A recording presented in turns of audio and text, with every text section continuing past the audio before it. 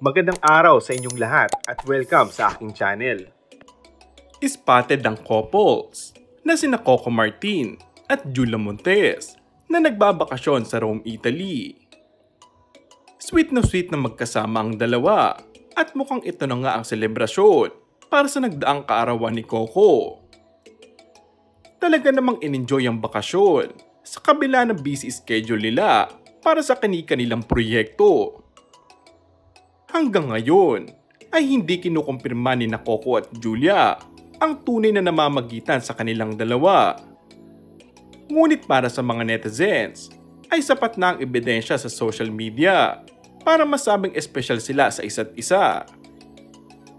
Makikitang sunod-sunod na nakikita ang dalawa sa mga litratong kuha habang nagbabakasyon sa ibang bansa. Mukhang level up na ngayon dahil hindi na gaya noon mga nagdaang bakasyon. Makikita na ang mukha ng dalawa sa mga larawan at hindi na nakatalikod sa shot o kaya ay nakakap o kaya naka-face mask. Samantala, itinuturing ni answered prayer na kapamilya actress na si Julia Montes ang pagdating ni Coco Martin sa kanyang buhay.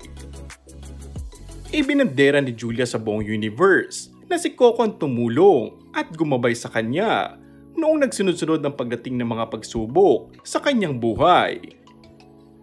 Pagbabahagi pa ng aktres, si Coco kasi, nagkataon ng time na lost ako sa person, siya yung nag-guide sa akin. Siya yung answered prayer ko noong mga time na yon. Anong gagawin ko? I'm lost. Di ko alam kung anong-ano. Tapos ipinakita niya sa akin that he has been through all the hardships.